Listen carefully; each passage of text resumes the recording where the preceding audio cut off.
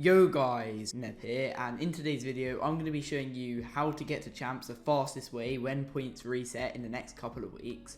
Obviously the fastest way is to sweep in as many elims as possible, so today I'm going to be going over some of my wins in the new season and showing you how to win games with high kills consistently and safely. If this video helps you guys out in any way, shape or form, then I strongly consider subscribing, as there's going to be a lot more tips videos coming with the new season. If you haven't already, don't forget to like the video, and yeah guys, let's get straight into it. So instantly, as you can see here, I tend to pick a landing spot which is near a POI, and as I glide in, I scout all the areas which I can W key and third party later. If you're contested off spawn, all you need to do is look for a combat SMG. It's super busted right now. Look for one of those and you can pretty much kill anybody. Right here I get shot in the back, so I instantly expand out to discourage them shooting at me. If you're scuffed like I am here, then it's usually a sign that you're not setting yourself up well enough in the early game. So make sure to take more time in getting shield and mats so you guys don't get scuffed like I do here. As you can see here, you can use a new parkour to do a kind of high ground retake.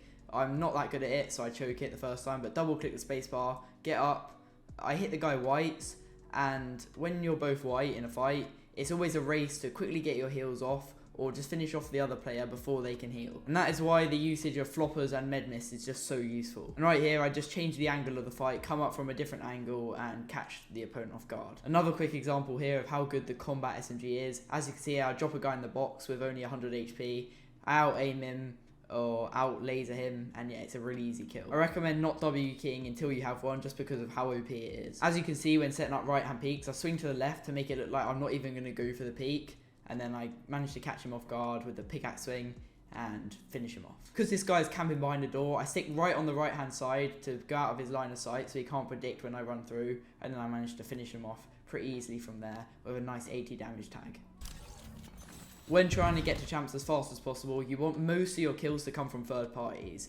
You guys might think that it takes a lot of skill to get high kill wins, but who can't do this? All I would say is that visualized sound effects make it easier to third party, as well as high meshes, as you can track people through walls. Right here I was being completely dumb. I went for a clip and I lost awareness of the player, but I hit a nice 120 tag and I'm down on the damage. But as soon as the guy pickaxes at my wall, I make an edit and he's dead. With the new sprinting in the game, you can comfortably fight in zone, as I always know that I can bomb it into zone by sprinting. And sprinting here also helps me jump onto this player quicker than he's ever used to.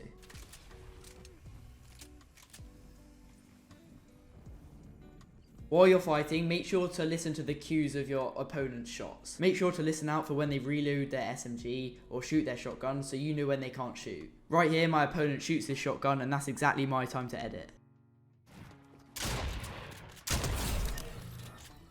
Because of the remaining spray meta, when resetting a fight and healing up, you need to maintain a stair and a wall between you and your opponent. And this is just to stop any SMG bullets getting through your wall and damaging you. Once I've healed, I jump out my box and try force builds into my opponent's box and then predict their movement.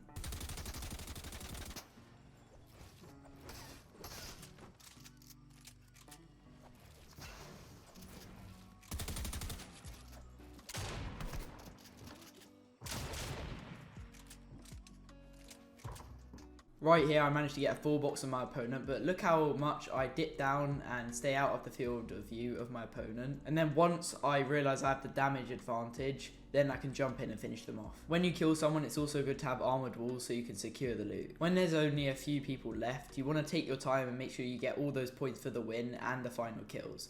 Make sure to let the other players make the mistake and jump on your wall, then you can piece control them like this. In the final 1v1, you really want to win it, as it gives you the extra 60 points for the win and potential 20 points for the kill. If you're not confident, then I recommend you guys drag the fight out, let the other player make the mistakes and drain their mats, and then keep a couple so you can take height at the end and win the game.